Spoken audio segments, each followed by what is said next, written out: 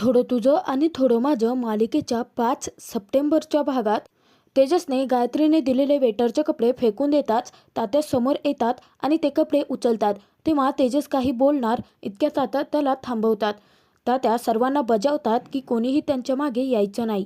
त्यानंतर तात्या तेच कपडे उचलून घरात घेऊन जातात. दिनकर प्रभू यांचे फोटो समोर ठेवून हात जोडून त्यांना सांगतात की आजपर्यंत तुमच्या तत्वांचा वारसा या घराण्याने जपला, परंतु माझ्याच मुलांनी त्या तत्वांची राख रांगोळी केली. या घराचे वासे पोकळ झाले आणि ज्या मुलांकडून मला आशा होती ना, तेही फिरलेत. हात जोडून फोटोमध्ये दिनकर प्रभू यांची माफी मागत तात्या त्यांना सांगतात की मी तुमचा गुन्हेगार आहे आजोबा, परंतु या घरात जीवात जीव असेपर्यंत काहीच वाईट नाही घडू देणार. सर्वजण बाहेर चिंतेत असतात. तेव्हा गायत्री म्हणायला लागते की काय करतात काय तात्यासाहेब, एवढा वेळ झालं आतमध्ये, मुलाच्या वागण्याचा त्यांना धक्का तर नाही बसला ना. तेव्हा सर्वजण तिच्याकडे पाहता गायत्री संपदाला म्हणते की मानसीची आई, सॉरी, आम्हाला माफ करा, आमच्यामुळे तुम्हालाही त्रास होतो आहे, परंतु काय करणार, आमच्या घरामध्ये असं अधूनमधून काही ना काही घडतच असतं. बघा ना आमच्या घरातली माणसं किती चुकीचं वागतात. तर तिथे विनोद आता गिफ्टची पिशवी वरती पकडतो आणि त्यानंतर म्हणायला लागतो की तात्यासाहेब एवढा वेळ आतमध्ये आहेत म्हणजे मला तर वाटतं. आणि त्यानंतर जेव्हा तो पिशवी खालती टाकून देतो तेव्हा त्याचा अर्थ सगळ्यांच्या लक्षात येतो. तेजस आता रागाने पेटून उठतो आणि तेजस तिथे विनोदला गळा पकडून त्याला मारणार इतक्यातच तात्या बाहेर आलेले असतात. तेव्हा तात्या तेजसला थांबवताच तेजस आता स्वतःचा राग शांत करून तात्यांकडे पाहतो. घरातील सर्वांनाच खूप मोठा धक्का बसलेला असतो, कारण गायत्रीने जे कपडे तेजसला दिलेले असतात तेच वेटरचे कपडे तात्या स्वतः घालून आलेले असतात. त्यानंतर तात्या गायत्रीच्या समोर येतात. तेजस आता म्हणत असतो तात्यांना की प्लीज तात्या, हे कपडे काढा, तुम्ही काय करत आहात नक्की. तर तात्यासाहेब आता खूप दुःखी झालेले असतात. तेजसच्या वागण्याचा त्यांना त्रास झालेला असतो, परंतु तेजसने चांगल्या हेतूने जे कार्य केलेलं असतं ते फक्त मानसीला माहिती असतं आणि तात्यांचा गैरसमज होता. ते गायत्रीसमोर हात जोडून सांगतात की सुनबाई, मला मान्य आहे तुझी नोकरी, तू जे काम सांगशील ते करेन, माझ्या ड्युट्यावरती आता विश्वास नाही राहिला. झाडून पुसून करायचं असेल तर तेही करेन, कुणाच्या गाड्याची दरवाजे लावायचे असतील तेही लावेन, कुणासाठी पायघड्या घालायच्या असतील तुझ्या हॉटेलमध्ये तर तेही काम करेन. गायत्रीला हेच तर हवं असतं, प्रभू कुटुंबांना गुलाम बनवून तिच्या पायाशी आणायचं असतं. आणि गायत्रीचं हळूहळू स्वप्न पूर्ण होत आहे हे पाहता ती मनातून खूप खुश असते. परंतु इकडे मानसीच्या कुटुंबाला सुद्धा खूप मोठा धक्का बसलेला असतो. तेजस आता खूप भडकलेला असतो आणि त्यातून खूप रडतही असतो. तो तात्यांना सांगतो की तात्या, माझ्या जीवात जीव असेपर्यंत मी तुम्हाला असं काही करू देणार नाही. अहो मी ऐकतो ना तुमचं, मग तुम्ही का ऐकत नाहीत माझं. अहो तुम्ही अभिमान आहात माझा, इगो आहात तुम्ही, आणि माझा इगो कोणीही दुखावू शकत नाही, तुम्ही सुद्धा नाही, तो अधिकार तुम्हाला नाहीच आहे. आणि हात जोडून तात्यांना तो विनंती करत असतो की ही नोकरी तुम्ही स्वीकारू नका. त्यानंतर तात्या ऐकत नाहीत म्हटल्यानंतर तेजसचा नाईलाज होतो आणि शेवटी तेजस हात जोडून गायत्रीच्या समोर उभा असतो. गायत्रीला तो मोठ्याने सांगतो की मी तुमची ऑफर स्वीकारतो आहे, मी ही नोकरी करेन, परंतु तात्यांना तुम्ही अजिबात त्रास देऊ नका. तर सगळेजण आता खूप दुखावले गेलेले असतात. सर्वांनाच खूप मोठा धक्का बसलेला असतो. गायत्रीला मात्र खूप हसू येत असतं, कारण आतापर्यंत घरात विरोध करणारा तेजस तिच्या पायाशी आलेला असतो. तिच्यासमोर हात जोडून नोकरीची भीक मागत असतो. तेजस जेव्हा गायत्रीच्या समोर हात जोडून उभा असतो त्याच वेळेस गायत्री त्याच्यावरती हसत म्हणायला लागते की लुकअप लुकअप, आई ग, खरंच तुझा हरलेला चेहरा बघायला मला खूप आवडतं आहे आणि तुला कोणाची नजर लागायला नसो, असं म्हणून गायत्री तेजसला काळात तीट लावते. घरातले सर्वच जण खूप दुखावले गेलेले असतात. तर त्यानंतर जेव्हा मानसी, संपदा, निधी तिघीही झोपी गेलेले असतात तर मानसीला झोपच लागत नसते. मानसीला एकीकडे तात्यांनी तेजसच्या बाबतीत करवून घेतलेला गैरसमज लक्षात येत असतो आणि त्यातून तिला संपतरावांचं वचनही आठवत असतं की संपतरावांनी सांगितलेलं असतं की तेजसच्या प्रत्येक संकटात ढाल बनून उभी राहा. तेव्हा मानसी सगळे झोपले आहेत का याचा अंदाज घेते आणि उठते. संपतरावांनी दिलेलं मंगळसूत्र ते हाती घेते. मानसी संपतरावांच्या फोटोकडे येते, हात जोडून त्या फोटोशी बोलत म्हणायला लागते की बाबा, आज राष्ट्रहितांचा वाढदिवस आहे, तुम्ही दिलेल्या वचनाचा आणि या मंगळसूत्राचा खरा अर्थ आज मी त्यांना सांगणार आहे. हीच भेट असेल माझ्यातर्फे त्यांच्या वाढदिवसाची. असं सांगून मानसी जे दही पोहे असतात, जो प्रसाद असतो तो गुपचूप घेते आणि चोर पावलांनी तेथून बाहेर येते. इकडे तिकडे तेजसला अंगणामध्ये शोधत मानसी बाहेर येते. बाहेर येताच तेजस समोर दिसतो. तेव्हा मानसी विचार करते की आता संकटामध्ये ढाल बनून मी उभी राहणार यांच्या साथीने. आता काही जरी झालं तरी सत्य यांना सांगणारच मी. असं म्हणत हिंमत गोळा करून मानसी तेजसकडे येते. मानसी तेजसला हाक मारताच तेजस उठतो आणि म्हणायला लागतो की अरे तुम्ही इथे, रात्रीचे 1 वाजला आहे. तेव्हा मानसी सांगते की राष्ट्रहित तुमच्याकडे काम आहे आणि तुम्ही इथे का आहात? नाही म्हणजे अचानकपणे पाऊस आला तर? तेव्हा तेजस सांगतो की पाऊस आला तर भिजायचं, त्यात काय एवढं. त्यानंतर तो मानसीला सांगतो की या बसा. आता मानसी तेजसला सांगते की तुम्हाला खूप महत्त्वाचं काहीतरी सांगायचं आहे मला. तेव्हा तेजस आता घड्याळ बघतो आणि म्हणतो की रात्रीचा 1 वाजला आहे. कदाचित खूपच जास्त महत्त्वाचं असेल, या बसून बोलूयात. तेव्हा मानसी तेजस जवळ बसते. त्यानंतर मानसी तेजसला हात पुढे करायला सांगते. तर तेजस आता हसतो आणि त्यानंतर मानसीला सांगतो की कशाला मी हात पुढे करणार, तुम्ही रबरी पाल माझ्या हातावर ठेवणार, मला घाबरवणार. रात्रीचा 1 वाजला आहे आणि तुम्हाला अशी मस्ती सुचते आता. तेव्हा मानसी सांगते की राष्ट्रहित असं काहीच नाही करणार आहे, विश्वास तुमचा आहे ना माझ्यावरती? तेव्हा तेजस सांगतो की स्वतःपेक्षाही जास्त. तर मानसी हसते आणि त्यानंतर मानसी तेजसकडे हट्ट करते. तर तेजस हात पुढे करतो. तेव्हा मानसी तेजसला वाढदिवसाच्या शुभेच्छा देते. तेजस सांगतो की रात्रीचा 1 वाजला आहे, वाढदिवस संपला माझा, तरीसुद्धा तुमच्या शुभेच्छा ॲक्सेप्ट करतो. तेव्हा मानसी सांगते की वाढदिवस संपला आहे, परंतु अजून पूर्ण कुठे झालाय? तेजसला काहीच कळत नाही. मानसी तेजसला सांगते की तुमचा वाढदिवस तर तेव्हाच पूर्ण होतो ना जेव्हा तुम्ही तुमच्या आईच्या हातचे दही पोहे खाता.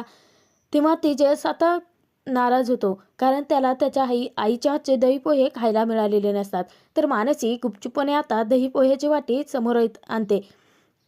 तेजस आता खूप खुश होतो आणि तेजस पटकन मानसीच्या हातून ती वाटी घेतो आणि त्याला विचारतो की तुम्ही खाल्लात ना, प्रसाद असतो हा? तेव्हा मानसी सांगते की हो, मी खाल्ला आहे. तेजस आता खूप पटापटा खात असतो. तेव्हा तेजस मानसीचं खूप कौतुक करत असतो. तो सांगतो की खरंच 1 नंबर झाला आहे. थँक्यू लकी चाप. आज ना खऱ्या अर्थाने तुम्ही माझा वाढदिवस पूर्ण केलात. Thank you so much. तेव्हा मानसी सांगते की राष्ट्रहित तुम्हाला आणखीन एक सांगायचं होतं. तुम्ही ना खरंच खूप छान गाता, खूप गोड आहे तुमचा आवाज. तेव्हा तेजस सांगतो की हां, कोकिळासुद्धा माझं गाणं ऐकल्यानंतर लाजते आणि तिचे मित्र तिला काय म्हणता माहिती का? गाणं तेजस. तेव्हा मानसी जोरजोरात हसायला लागते आणि तेजसला सांगते की तुम्ही काहीही कसे बोलता हो? खरं तर तेजस मस्करी करून मानसीला हसवण्याचा प्रयत्न करत असतो. मानसी अचानकपणे तेजसला थांबायला सांगते. तेजसला काहीच कळत नसतं. मानसी सतत तेजसला सांगत असते की राष्ट्रहित थांबा ना जरा, ऐकत कसे नाहीत हो तुम्ही? तेव्हा तेजस आता शांत होतो. तेव्हा मानसी त्याचं स्टॅच्यूज करते. तर त्यानंतर मानसी तेजसच्या डोळ्याला हात लावते आणि त्यानंतर त्याला सांगते की राष्ट्रहित हात पुढे करा. तेजस आता तोंडाकडेच पाहत राहतो. तेव्हा मानसी सांगते की राष्ट्रहित सांगते ना हात पुढे करा म्हणून, आणि उलटा करा. तेव्हा तेजस अगदी मानसी सांगेल तसा करतो. त्यानंतर मानसी तेजसच्या हातावरती हात ठेवते आणि तेजसला सांगते की आता एक काम करा, डोळे बंद करा. तरीही तेजस पुन्हाच आता मानसीकडे पाहत राहतो. तेजसला कळतच नसतं की मानसी नक्की काय करते. तेव्हा मानसी सांगते की राष्ट्रहित ऐकत जा ना. तेव्हा तेजस डोळे बंद करतो. मानसी त्याला सांगते की हां, आता वाढदिवसादिवशी विश मागा. असं म्हणतात की आपण वाढदिवसादिवशी जर कोणतीही विश मागितली ना, ती ती नक्की पूर्ण होते. तेव्हा तेजस मनोमन विश मागतो की हे जे घर आमच्या गायत्री वहिनीच्या ताब्यात गेलं आहे ना, ते सोडवण्यासाठी मला बळ दे आणि या ज्या माझ्या बाजूला बसल्या आहेत ना, त्यांच्या वडिलांना जे दिलेलं वचन आहे ना, ते लवकरात लवकर पूर्ण कर. आणि त्यानंतर मानसी तेजसला हातावरती फुंकर मारायला सांगते. तेजस आता मानसी अगदी ज्याप्रमाणे सांगेल तसाच वागतो. मानसीने नक्की काय करण्याचा प्रयत्न केलेला असतो हे तेजसच्या अजूनही लक्षात आलेलं नसतं. त्यानंतर परत तेजस आता ते दही पोहेचा प्रसाद खात असता मानसी तेजसकडे पाहत मनोमन विचार करते की आता मंगळसूत्राचा खरा अर्थ मी यांना सांगणार आहे आणि तो अर्थ सांगण्यासाठी मला बळ दे देवा, अशी मनोमन मानसी प्रार्थना करते. तर इकडे संपदाला अचानकपणे जाग येते. संपदा इकडे तिकडे मानसीला शोधते, परंतु मानसी तिला कुठेच दिसत नाही. तर बाहेर मानसी आता खूप हिंमत गोळा करून तेजसला सांगायला लागते की राष्ट्रहित मला तुम्हाला हे सांगायचं होतं की बाबा जेव्हा हॉस्पिटलमध्ये होते ना, तेव्हा त्याने आपल्याला इतक्यातच संपदा मानसीला जोराची हाक मारते. मानसी आता खूप घाबरते आणि त्यानंतर ती तशीच पळत निघून जाते. तेव्हा मानसीच्या ओटीतलं मंगळसूत्र आता खालती पडलेलं असतं आणि मानसीचं त्याच्याकडे अजिबात लक्षच नसतं. आता मानसी जेव्हा घरात गेलेली असते तेव्हा संपदा तिच्यावरती चिडते आणि तिला म्हणायला लागते की काय गं, ही बाहेर जायची वेळ आहे का? मला माहिती आहे की तुम्ही चांगले मित्र आहात अगं, परंतु जर दुसरा कोणी जर तुम्हाला असं बघितलं तर किती काय विचार करतील ते लोक. कळतं ना तुला मी काय सांगण्याचा प्रयत्न करते आहे, आणि आपण त्यांचे भाडेकरू आहोत, त्यामुळे जरा जपूनच. तर इकडे तेजसचं लक्ष अचानकपणे त्या मंगळसूत्राकडे जातं. तेजस त्या मंगळसूत्राकडे पाहतच राहतो. तर इकडे संपदा मानसीला बजावून सांगते की हे बघ, जर आपल्याला त्यांनी ते भाडेकरू म्हणून ठेवलं आहे, परंतु जर त्यांच्यापैकी त्यांच्याच घरातल्या कोणी जर तुम्हाला दोघांना असं पाहिलं तर ते काय विचार करतील? मैत्रीचं नातं आहे ना तुमचं, परंतु ते वेडेवाकडे विचार करतील आणि हे असं होऊ नये असंच मला वाटतं. साध्या गोष्टी तुला कशा कळत नाहीत गं, असं सांगून संपदा चिडूनच झोपायला जाते. तेव्हा मानसी मनोमन विचार करते की आई, तेच तर सांगायचं आहे राष्ट्रहितांना की हे नातं मैत्रीच्याही पुढचं आहे. बाबांच्या खऱ्या वचनाचा अर्थ सांगायचा आहे मला त्यांना. इकडे बाहेर तेजस आता मानसीच्या ओटीतून पडलेलं मंगळसूत्र उचलतो आणि त्यानंतर जेव्हा तो काढून हातामध्ये घेतो तेव्हा त्याच्या लक्षात येतं ते रणजित आणि मानसीच्या लग्नात घडलेला प्रसंग, की रजनीने तेच मंगळसूत्र संपतरावांच्या तोंडावरती फेकून मारलेलं असतं आणि तेथून लग्न मोडून निघून गेलेले असतात. तेजस विचार करतो की हे मंगळसूत्र मिस लकी चॅम्पने अजूनही जपून का ठेवलं असेल. त्यानंतर दुसऱ्या दिवशी सकाळी अंगणामध्ये तेजसला शोधत त्याची आई सुनंदा आलेली असते. तेजसला हाका मारत असतात. तेजस टेरेसवरून खाली येतो तेव्हा पाहते तर सुनंदा जेव्हा त्याला पाहते, तेजसने गायत्रीने दिलेले वेटरचे कपडे अखेर परिधान केलेले असतात आणि तेजसला ते विचारते की अरे वरती काय करत होतास तू? तेव्हा तेजस सांगतो की आई, कपडे चेंज करायला गेलो होतो. त्यानंतर तेजस आता बूट वगैरे घालत असता सुनंदा त्याला विचारते की तेजस, तू खरंच ठरवलं आहे हे काम करायचं? तेव्हा तेजस सांगतो की हो आई, काही हरकत नाही. तर सुनंदा सांगते की अरे तेजस, तू इतका शिकल्या सवरलेला मुलगा आणि ही अशी नोकरी करणार तू? तेव्हा तेजस सांगतो की आई, करीन मी, तात्यांसाठी नक्कीच करेन आणि गायत्री वहिनीच्या हातून जर आपलं घर सोडवायचं असेल तर त्यासाठी काहीही करेन मी. सुनंदाला खूप वाईट वाटतं. सुनंदा सांगायला लागते की तुझ्या तात्यांसाठी तू किती काही करतो आहेस आणि त्यांना काहीच कळत नाहीये, तुझं म्हणणं लक्षातच येत नाहीये.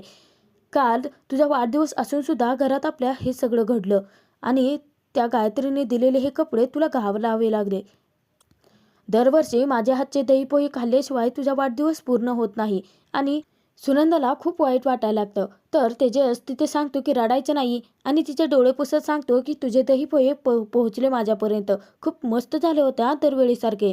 तेव्हा सुनंदाला कळतच नसतं. इतक्यातच मानसी दही साखर घेऊन आलेली असते आणि जोराची ती तेजसला हाक मारते. त्यानंतर मानसी तेजस सुनंदाकडे येते आणि तेजसला सांगते की राष्ट्रहित, आज तुमच्या नोकरीचा पहिला दिवस आहे ना, चांगल्या कामासाठी चालला आहात ना, त्यामुळे मी तुमच्यासाठी दही साखर आणला आहे.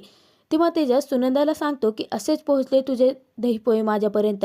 तेव्हा सुनंदा मानसीला सांगते की मानसी, अगं मी थोड्या गोष्टी तुझ्यापुढे काय बोलून दाखवल्या, तू तर त्या पूर्णच केल्या. तेव्हा मानसी सांगते की मावशी, ते दहीपोहे फक्त दहीपोहे नव्हत्या, तर एका आईचा आशीर्वाद होता तिच्या मुलासाठी आणि तोच तर मी त्याच्यापर्यंत पोहोचवला ना. सुनंदा सांगते की खरंच मानसी, तू खूप छान मुलगी आहे, दे तेजसला दही साखर दे. तेव्हा सुनंदा परत त्यांना थांबवते आणि इकडे तिकडे कोणी पाहतंय का हे लक्षात येता पटकन सुनंदा मानसीला तेजसच्या हाती दही साखर द्यायला सांगते. मानसी तेजसला नोकरीसाठी शुभेच्छाही देते. तेव्हा तेजस सांगतो की तुम्ही काळजीच करू नका, काम चांगलंच होणार, कारण एवढा आशीर्वाद आहे, त्यानंतर सुंदर शुभेच्छा पाठीची आहे म्हटल्यानंतर काम चांगलंच होणार की. सुनंदा त्या दोघांनाही सांगते की इतकी छान मैत्री आहे तुमची, परंतु इथे तुम्हाला भांडणाचं नाटक करावं लागतं आहे. मानसी, तुला एक सांगू का, खरं तर तू ना इथे तुझ्या अडचणींमुळे राहायला आले आहे, परंतु मला तर आता असं वाटायला लागलं आहे की देवाने कोणत्या तरी उद्देशानेच तुला इथं पाठवलं असणार आहे. किती छान नाती जपतेस बाळा तू. तेव्हा मानसी मनोमन खूप खुश असते, कारण तिच्या आणि तेजसच्या नक्की नातं काय आहे हे तिला चांगलं कळालेलं असतं. तेजस नकळतपणे आता बोलून जातो की काय करणार आई, संपतरावांना वचन दिलं आहे, पूर्ण तर करावं लागेलच ना. तेव्हा मानसीला तिचं संपतरावांसोबतचं बोलणं आठवतं. त्यानंतर मानसी तेजसला परत एकदा शुभेच्छा देते आणि बाय करून ते तिथून निघून जाते. तर तेजसही त्याच्या आईचे परत एकदा आशीर्वाद घेतो आणि कामावरती निघतो.